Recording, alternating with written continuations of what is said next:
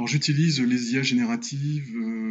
régulièrement à titre personnel, en tant que personnel de direction. Encore hier, pour préparer un travail concernant le projet d'établissement, et par exemple la rédaction des fiches de restitution sous forme de tableau. J'ai par exemple, j'avais prévu mon projet, la trame, le scénario, et j'ai utilisé l'IA pour essayer de voir comment améliorer, augmenter et créer par exemple une fiche d'explicitation des différents enjeux et différents critères. C'est un exemple. Un autre exemple, l'an passé, dans le cadre de la phase d'évaluation de l'établissement, je me suis servi des IA au moins pour trois points. Générer les courriers d'invitation pour le comité de pilotage, par exemple, mais aussi et surtout traiter les indicateurs établissements afin de pouvoir les croiser et générer une carte d'identité d'établissement avec des données croisées. Et puis également sur les formulaires qu'on a voulu adresser aux différents membres de la communauté scolaire. Le comité de pilotage avait souhaité poser des questions sur des sujets pour lesquels on n'avait pas d'éléments, pas de réponse, et pour ce faire, on avait souhaité poser des questions très ouvertes, ce qui sont des questions en termes de capacité de traitement. Et là, nous avons été toutes et tous très surpris de la qualité des synthèses qui ont pu être effectuées quasiment de manière automatique.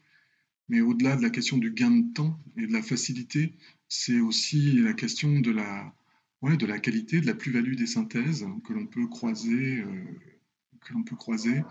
générer des images, par exemple des nuages de mots, générer des cartes mentales assez aisément. Voilà, donc on peut travailler en fait sur tous les différents supports. L'IA pour moi est aujourd'hui est vraiment quelque chose qui augmente ma pratique, qui l'augmente et qui la diminue parce que ça me fait baisser la charge de travail, qui l'augmente parce que j'y vois un véritable intérêt pour pouvoir m'accompagner dans ma pratique de personnel de direction. Euh, le, un exemple, j'ai pu travailler cet été, essayer d'élaborer un scénario qui fonctionne pas trop mal et que je voudrais essayer de pousser encore, c'est-à-dire par exemple une fonction d'automatisation de mes courriers que je reçois, de mes mails, c'est-à-dire concrètement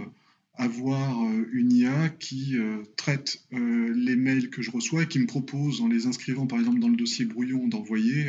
une réponse automatisée, en tout cas pour les catégories de mails que j'ai pu identifier, et qui extrait aussi les différents rendez-vous, les liens de visio, pour pouvoir incrémenter automatiquement mon logiciel qui me sert d'agenda numérique. Je l'ai testé cet été, ça fonctionne très bien. Et donc, j'essaye de suivre l'évolution constante de ces usages. L'enjeu pour moi, c'est tout le temps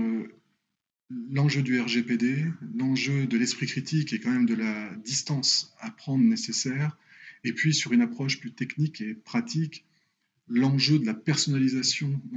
de l'outil, ne pas l'utiliser en direct, travailler sur la qualité du prompt, par exemple avec la définition de persona pour pouvoir s'emparer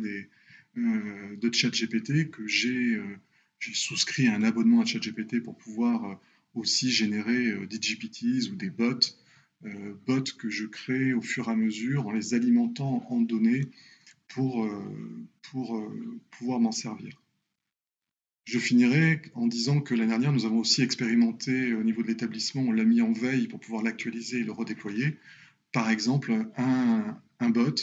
au niveau du site de l'établissement qui permettait à tout visiteur du site de l'établissement de pouvoir interroger ce bot pour poser toute question et s'affranchir ainsi des menus contextuels, de la recherche par soi-même,